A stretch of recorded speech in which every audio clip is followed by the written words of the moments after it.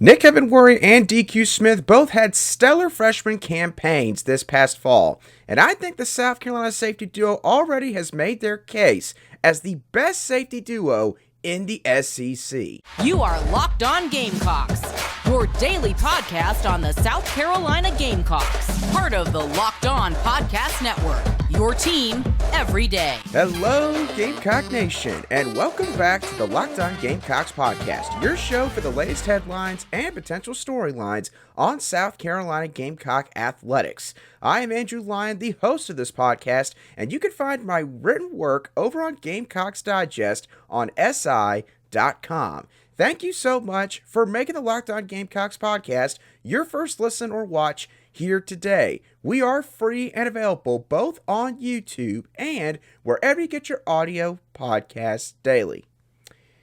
Nick Emmanwori and DQ Smith were two big-time bright spots on South Carolina's defense and quite frankly for the entire football team in 2022.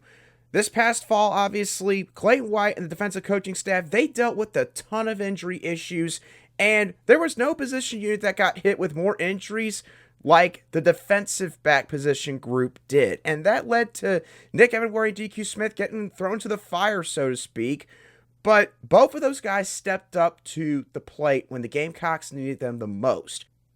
And when look at the entire SEC heading into 2023, I think the safety duo of Nick Emmanwori and DQ Smith is the best one in the entire conference. When looking at the statistics, there's sort of a quartet of SEC teams that have a really strong safety duo. South Carolina is certainly up there. You could also throw in teams like Georgia, Missouri, Texas A&M, and even Ole Miss as well. And I know that some people might say that's not the best thing for your two safeties to have maybe the most tackles on the team, because that's usually a bad indicator of what your team is doing up front in maybe rush defense.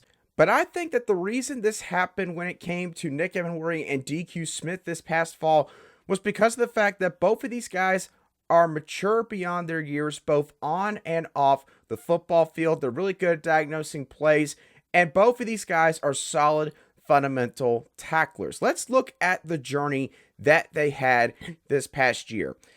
Nick Emmanwori essentially became one of the top two safeties in South Carolina's starting lineup on defense once R.J. Roderick went down with an upper body injury in week 1 against Georgia State. If I recall correctly, I want to say it was the first defensive drive of the game for South Carolina. I think that Georgia State's running game had helped them get all the way down into the red zone, and it was maybe a tackle sort of near the line of scrimmage, and R.J. Roderick, he had some sort of arm injury that caused him to leave the game, and Nick Emmanwori from that moment on essentially had a stranglehold over one of the safety starting spots. Fast forward to week 3 against the Georgia Bulldogs, and both Nick Emmanwori and DQ Smith were starting in the defensive secondary for the Gamecocks, and it remained that way for the entire rest of the season. Both of these guys wound up becoming freshman All-Americans, and they put up this combined stat line: 139 total tackles, 1 sack, 1 tackle for loss, 6 pass breakups, 2 INTs, and 4 quarterback hurries. So, again, the safety position, especially in the SEC, it could be quite stressful when it comes to having a true freshman being inserted into the lineup and basically having to hold the fort down for a long period of time. But Nick Emmanwori and DQ Smith, they both proved that they were more than ready for the challenge.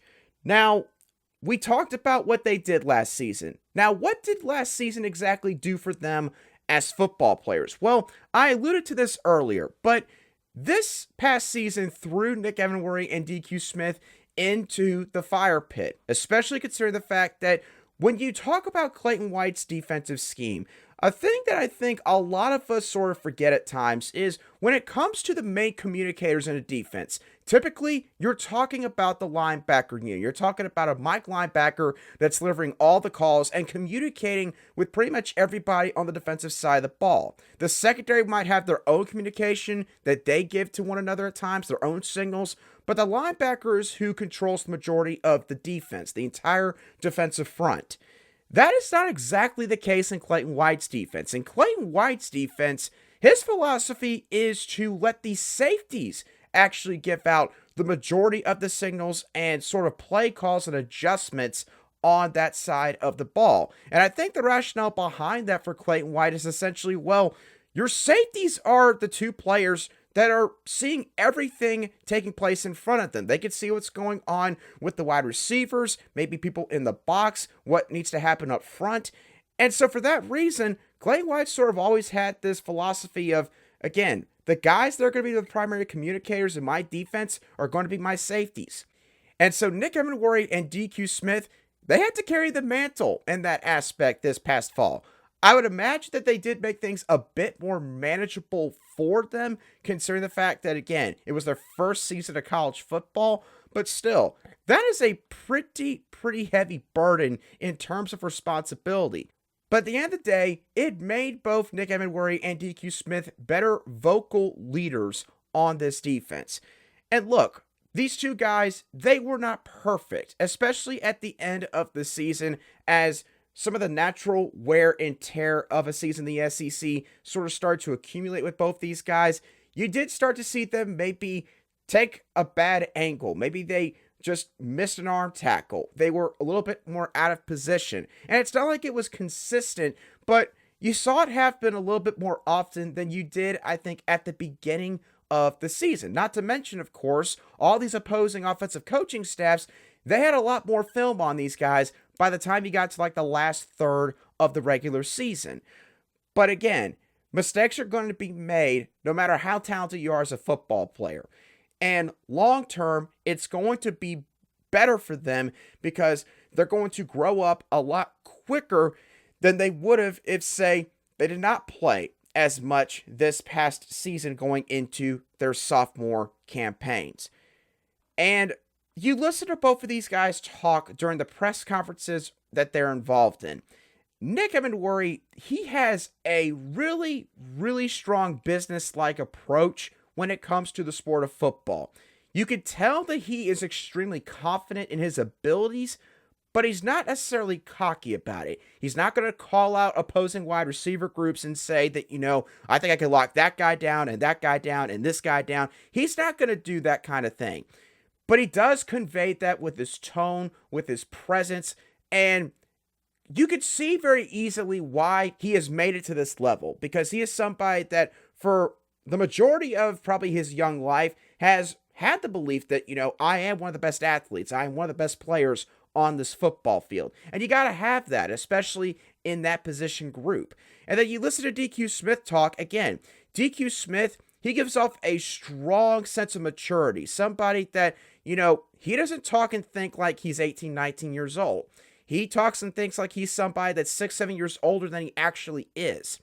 And again, that just tells you just how tuned into their surroundings both of these guys are, whether it is, again, the game of football or it's the game of life. And I think that that is just something that, again, you don't see that with every single true freshman.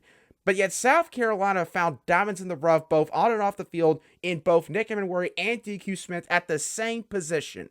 That just does not happen for these football programs very often.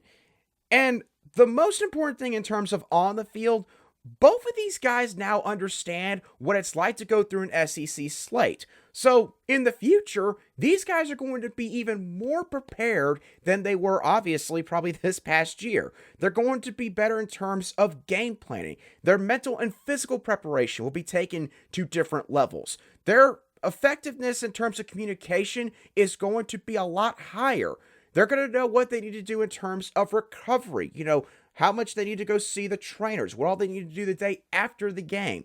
Both of these guys now have a lot more information and knowledge to go off of because of the experiences that they had in 2022, and that should be something that scares opposing SEC wide receiver corps, opposing SEC running backs, because you've seen DQ Smith, whether it's on television or in person, the kid is built like an absolute tank. Nick Emmanwori is like 6'4", around 220, 225 plus pounds. And the kid probably runs like a sub 4.45 40-yard dash. He's crazy athletic, but he's got size and length to go with that. So both of these guys, for a multitude of reasons, in my opinion, they are the best in the SEC, and it is going to remain that way over the next couple of years. Now, Nick Emmanwori and DQ Smith were two really talented freshman contributors for South Carolina's football team this past season.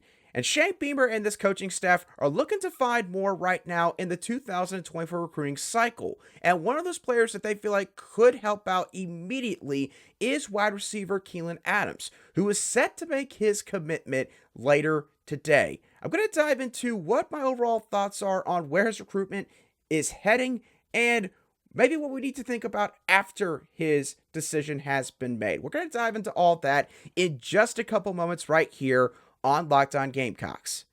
Today's show is brought to you by FanDuel. Folks, we have reached pretty much the halfway point in the regular season for Major League Baseball, and I know a lot of you probably had a lot of fun watching these games under this new set of rules, and are maybe thinking, what could be better than this? Well, making some money on top of that would be better than just watching the games. You can take your first swing at betting Major League Baseball games on FanDuel and get 10 times your first bet amount in bonus bets up to $200. You heard me correctly. Just bet $20 and you'll land $200 in bonus bets, win or lose. The Atlanta Braves have been on a tear this year. Y'all have heard the words World Series get mentioned around them a lot more. And right now, FanDuel has set their World Series odds at plus 360. That's the best odds at FanDuel right now. So do you think the Braves could win the World Series? Go sign up today and visit FanDuel.com/lockedon and get to $200 in bonus bets. That's FanDuel.com/lockedon. FanDuel is the official betting partner of Major League Baseball.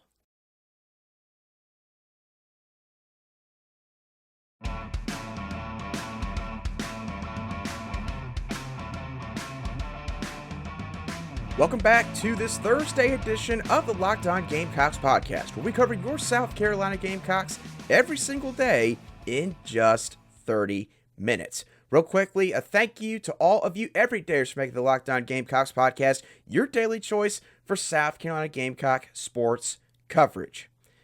And speaking of coverage, a big-time target is set to come off the board for South Carolina's football team as wide receiver Keylen Adams from the state of Virginia will be making his decision later today at 1 p.m.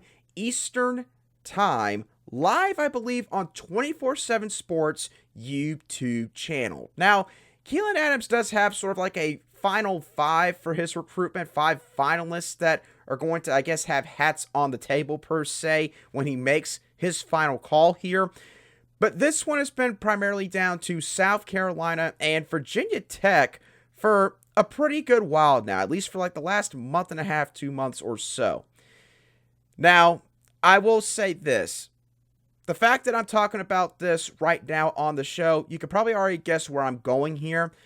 I think that Virginia Tech is going to land Keylen Adams. There has been a real shift over the past few days in terms of the sort of thoughts of the industry. A lot of experts have been churning out predictions for Virginia Tech from multiple different recruiting service outlets, and I have no reason to think otherwise here. The Gamecocks have not gotten Keylen Adams on campus for over a month now. They did have him on campus for, I believe, the weekend of June 2nd through the 4th. He was there, of course, with commits in Mazeo Bennett, wide receiver. Also, I believe, quarterback commit Dante Reno. And at the time, wide receiver target Parker Livingston, who's now committed to the Texas Longhorns. But to get back to Keylen Adams real quick, I'm going to say this, Gamecock fans. I don't think that this recruitment is over. Not by a long shot. The first point that we got to make here, South Carolina, we all know they desperately need wide receivers in this recruiting class. I talked about this the past couple of cycles. South Carolina, it's not like that they did not get some maybe diamonds in the rough the past couple years at this position group, but they've got to reel in some more talent wide receiver. This was going to be the class where it was going to be basically make or break, Because after this season in 2024, if you don't have a good class coming in at this position group, you could see a major drop-off in terms of the production, to be quite honest with you. And I'll leave it at that. They've got Bazio Bennett in the fold. Jonathan Paylor out of North Carolina looks like a Gamecock lean right now. He is tentatively planning on making his decision, I believe 15 days from now on July the 28th. But Keylen Adams, he's been viewed for a little bit now as that third guy that could be in this class. But again, it looks like Virginia Tech's going to get him. That should not mean that you count out South Carolina here. They have yet to get their official visit with Keylen Adams. Adams could be planning on using that this fall. Obviously, him committing to Virginia Tech right now, you might question whether or not that could happen, and it is fair to do so. But it's important to remember, South Carolina, they did not get their chance to draw out the red carpet for Keylen Adams, and if they get their chance, I think that there would be a really good shot to flip him, in my personal opinion. The other thing that I know people are going to say here, and I've admittedly been saying this all along myself because I have flat out assumed this, Keylen Adams right now, his residency is in the Virginia Beach area in the state of Virginia. So that would automatically make us all think, or has made us all think for a good bit now, that he was a Virginia native, that he had basically kind of grown up there and he had lived there for several years. But here's the thing. In an interview that he did with Phil Kornblut from Sports Talk Media Network a few days ago, Keylen Adams made it known to Phil Kornblut that his roots are in the state of Ohio, not the state of Virginia. He has not basically been born and raised and grown up his whole life there in Virginia. Ohio is the state he recognizes as his home state. And that really changes things in my opinion here, because again, this whole time, I've been working under the assumption Virginia was his home state, but that's apparently not the case. So, when you throw that in there, and also the fact that Blacksburg, Virginia, is it closer to Virginia Beach than Columbia, South Carolina? It is, but only by about an hour in terms of driving distance. So it's not like that Columbia, South Carolina is really working against some massive gap in terms of the proximity to his parents' current residency right now. And plus, apparently, I think they're also going to pick up and move. That's what Adams also told Phil Kornblut in that same article that I referenced a couple moments ago. So, my overall point here, do not expect the Gamecocks to land Keylen Adams later today by the time you listen or watch this show.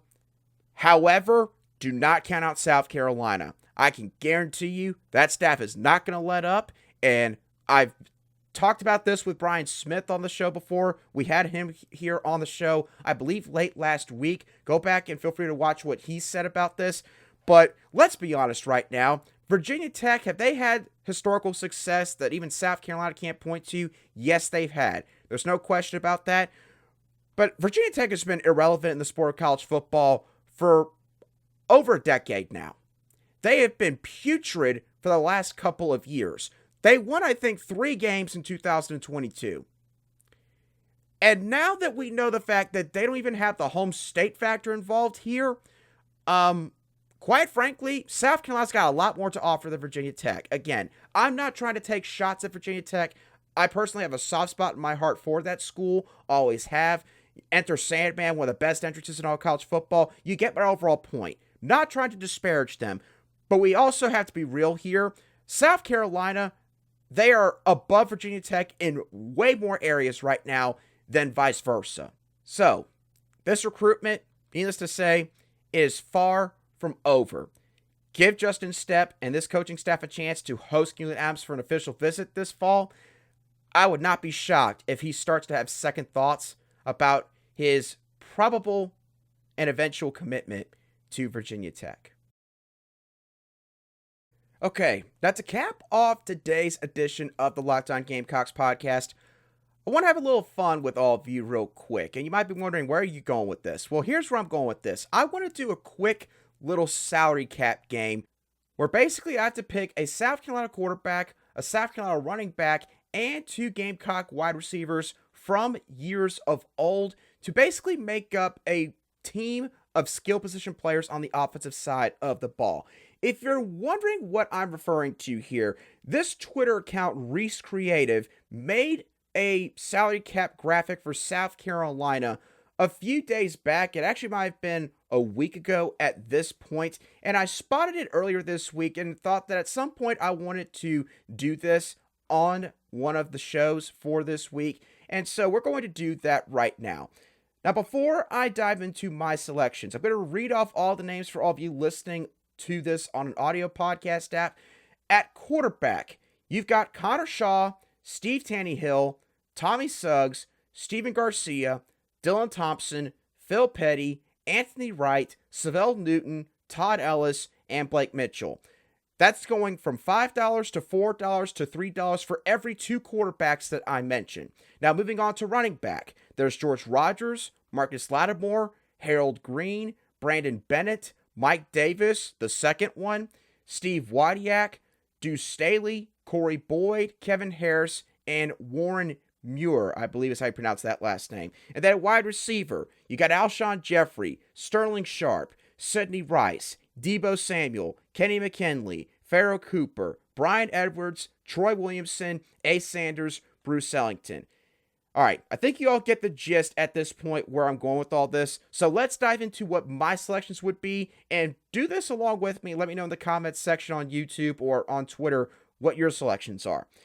To start off at quarterback, my pick for my South Carolina quarterback is Tommy Suggs, which is going to be $4 out of the $12 that I'm going to be spending here.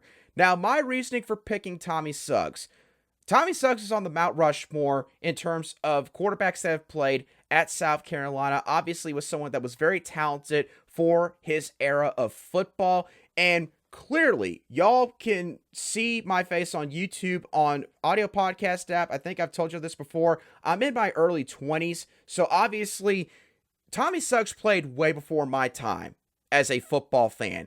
However, my dad, who's also a big Gamecock fan, he has educated me over time on Tommy Suggs, how good of a player he was, what he meant to the team back then. So I feel like that I do have a decent knowledge bank for someone my age on how good Tommy Suggs was at this position. And here's the other thing. Tommy Suggs, he's the one quarterback that's ever won a championship here of any kind at South Carolina, as he was a part of the 1969 ACC championship team with Paul Dietzel as the head coach here in Columbia. So you win a conference championship at quarterback, and I'm not saying that there weren't other quarterbacks that could have won a conference title on the list, but Tommy Suggs is the one that's actually done it. So I give him the nod here at quarterback. Tommy Suggs is my pick as my South Carolina quarterback here. Now, going back to running back real quick. This is where I'm going to make a low dollar decision here because there's a lot of good picks here. But again, I have to be somewhat frugal in terms of where I spend some of my money. So for here, I'm going to go with a pick that I think is severely underrated in terms of the dollar amount. I'm going to spend $2 on running back Deuce Staley, which means now I've spent $6 of my $12 in my salary cap. Again, Deuce Staley, admittedly, a player a little bit before my time, but this is a guy that had an alpha male mentality at the running back position, and in his 2 seasons that he played at South Carolina, he accounted for 2,341 yards from scrimmage and scored 19 total touchdowns. So you think about it, if Deuce Staley had played 4 years at South Carolina and had those kind of numbers, he would probably be viewed as a top 3 or 4 running back of all time here at South Carolina. And again, I mentioned the fact that he's listed at $2 for the purposes of this salary cap game. In my opinion, that is an absolute bargain for how good Deuce Staley was here at South Carolina in the mid-90s. So Deuce Staley is my pick at the running back position. Now we get on to the wide receiver position. And this is where I'm going to show some recency bias, although I don't think y'all are going to necessarily be against my 2 selections here because I've got $6 left. I'm going to spend that $6 on Deebo Samuel, who's listed at $4, and Brian Edwards, who was listed at $2. I've got multiple reasons for why I picked both of these guys. With Deebo Samuel, I think this one's pretty obvious. Deebo Samuel, he's listed at wide receiver. In terms of a football roster, sure. But Deebo Samuel, he did so much for South Carolina when he was here. This was a guy that could catch the football. He could run through people. He could line up at running back. He could take jet sweeps. He could help you out on special teams as a return specialist and take those to the house. Deebo Samuel, outside of maybe throwing the football, he could do just about anything for you on offense for your football team. And so I don't think that that's really a hard selection to make there at all, spending $4 on Deebo Samuel. Now, adding in Bryan Edwards to the mix here. First of all, both of these guys, they played together. And so, for the purposes of this salary cap game, I picked both of these guys because I feel like they're both going to have automatically really good team chemistry. Because again, let's just assume we're taking the prime versions of all these football players and just putting them all on the field right this second. Bryan Edwards and Deebo Samuel, they would already have a really good chemistry there, both being teammates when they played here at South Carolina. And here's the thing about Bryan Edwards. I know right now, maybe his NFL career has not gone as he would have hoped so far. He's now, I believe, on his third or fourth NFL team with the New Orleans Saints heading into 2023. But Bryan Edwards, I think some people forget just how good he was in Columbia. He is statistically viewed as one of the best receivers in school history because he was a starter here for basically all 4 years. He was one of the best players, period, throughout the Will Muschamp tenure here at South Carolina.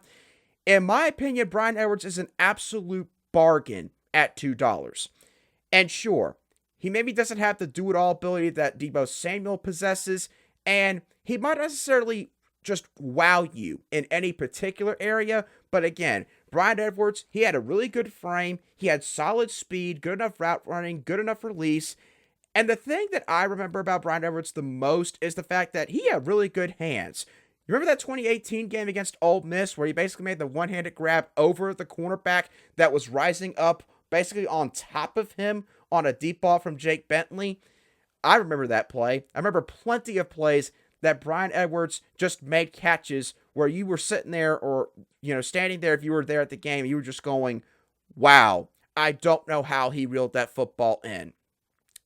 For that reason, Bryan Edwards is my second pick here at the wide receiver position. So, real quick sort of overview of my selections here. Using $12 in this salary cap game, I spent $4 on quarterback Tommy Suggs, $2 on running back Deuce Staley, $4 on wide receiver Deebo Samuel, and my last $2 on wide receiver Bryan Edwards. I think I got a pretty solid team here. Again, if we were taking the prime versions of all these guys and putting them on the field at one time, who would you pick in this $12 salary cap game? Again, participate in this. And again, going back to Nick Emmanwori and DQ Smith, do you all think that that duo is the best in the SEC? And what are your thoughts on the Keylen Adams recruitment? Let me know your thoughts down below in the comments section if you watched today's show on YouTube, or shoot me a direct message on Twitter at @aline_SC if you listen to today's show on an audio podcast app. But again, thank y'all so much for tuning in once again. Have a great rest of your Thursday. I'll be sure to catch y'all on the next show of the Locked On Gamecocks podcast.